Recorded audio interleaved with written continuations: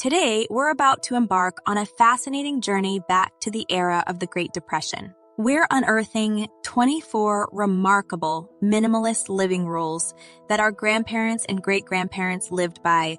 These rules remain incredibly engaging and highly applicable in today's world. Strap yourselves in as we delve into the captivating past.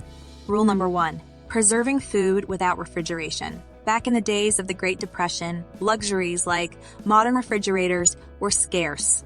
Our ancestors used techniques such as canning, smoking, and pickling to keep their food edible. Today, these techniques can still be quite useful, especially for those with a passion for sustainable living or off-grid living. Let's move on to Rule 2. Building your own furniture. In those days, our forefathers often had to rely on their ingenuity and handiwork to construct their own furniture. This rule underscores the value of self-sufficiency and the practicality of learning some fundamental craftsmanship skills. Rule 3, socks for cleaning. Sounds strange, doesn't it? However, it was commonplace to give worn-out socks a new purpose as cleaning rags. This rule emphasizes the importance of repurposing items instead of discarding them, a fundamental principle of minimalism. Rule 4, window gardens. Despite the crowded and confined spaces in urban areas, our grandparents found innovative ways to grow their own food. They turned windowsills into mini gardens, cultivating a variety of herbs and vegetables. This practice of urban gardening is an excellent example of maximizing limited spaces and can be very useful in our modern-day apartments. Rule 5, hand-me-down clothing. Clothes were not viewed as disposable items. Instead, they were passed down from one sibling to another, or even from one generation to the next. This rule not only promotes frugality, but also underscores the principle of reusing before buying new, reducing the demand for new clothing production. Let's look at Rule 6. Making your own entertainment. Remember, this was a time before the internet, television, or smartphones. People made their own fun through storytelling, singing, dancing, and playing homemade games. Today, this rule teaches us to disconnect from our screens and enjoy the simpler things in life. Moving on to Rule 7, traveling by foot or bicycle. Cars were not as common as they are now. People walked or biked to their destinations, a practice that promotes not only a healthy lifestyle but also reduces carbon emissions. This rule ties perfectly into the modern movement towards greener transportation methods. Rule 8, waste not, want not. Before we dive into the topic at hand, I have a small request to make. If you're enjoying this video, I'd greatly appreciate it if you could show your support by subscribing to the channel. This way, you'll be the first to know about future content and updates, and it will also help us reach a wider audience. Thank you for your consideration. Back in the Depression era, people had to make do with what they had. Nothing was wasted. Even things like orange peels and chicken bones found uses, from being composted to creating flavorful broths.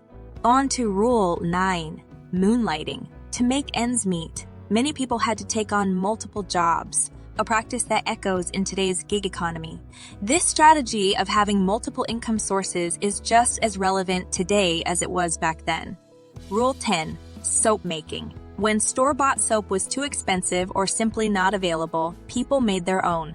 This not only saved money, but also allowed control over the ingredients, a practice relevant today with rising interest in organic and natural products. Now we come to Rule 11. Sewing and mending clothes. People repaired their own clothes and often made new garments from scratch. With fast fashion contributing significantly to environmental issues, this rule is extremely relevant today. Let's look at Rule 12, using local libraries. Entertainment and education often came from local libraries. This highlights the value of community resources and promotes a culture of shared usage rather than ownership, a key minimalist principle. Rule 13. Living within your means. People during the Depression only spent what they could afford.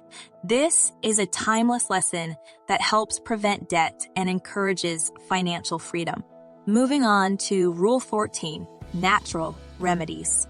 Commercial medicine was often unaffordable, so people relied on natural remedies. This reminds us to explore natural alternatives and underscores the importance of preventative health measures. Rule 15. Reducing energy consumption. To save on electricity bills, people were mindful about turning off lights and unplugging appliances. This rule is even more important today given the environmental impact of excessive energy consumption. Rule 16. Home baking. This was an era where homemade bread was the norm, not a luxury. Baking your own bread is still a great way to save money and control the ingredients in your food. Next up, Rule 17. Bartering. In tough times, communities would often trade goods and services, a practice which encourages a strong sense of community and cooperation. Even today, bartering can be a great way to exchange skills and goods without money. Rule 18. Resourceful repairs. Nothing was thrown away that could be mended, repurposed, or otherwise given a new lease of life. This rule fosters a culture of repair rather than replace, emphasizing the importance of taking care of our belongings and extending their life. Let's move on to Rule 19. Making do or doing without. If they couldn't afford it, didn't need it, or couldn't make it, they did without it. This rule promotes conscious consumption and encourages us to question our needs versus wants. Rule 20. From scratch cooking. Convenience foods were non-existent, so meals were made from scratch, often with homegrown ingredients. The lesson here, taking the time to prepare our own meals can lead to healthier eating habits and greater appreciation of food. On to Rule 21. Thrift store shopping. Buying secondhand was not only necessary, but it was also a matter of pride in the ability to find a bargain. Today, thrift shopping is a great way to save money and reduces the demand for new products. Rule 22. Homemade gifts. Gifts were often homemade and always came from the heart. This rule underscores the notion that thoughtfully crafted gifts can mean more than expensive store-bought items. Let's move on to Rule 23. Composting. Food scraps were not thrown away but were composted to enrich garden soil, an excellent practice for reducing waste and promoting sustainable gardening. Finally, Rule 24. Community living. Neighbors helped each other out and communities were tightly knit, demonstrating the importance of strong social ties. Today, fostering a strong community can lead to shared resources, and a strong community can lead to shared resources and a support network in tough times. Well, there you have it, folks. These 24 amazing minimalist rules from the era of the Great Depression remain fascinatingly relevant even today. Remember, the beauty of minimalism lies in its simplicity and in valuing experiences over possessions.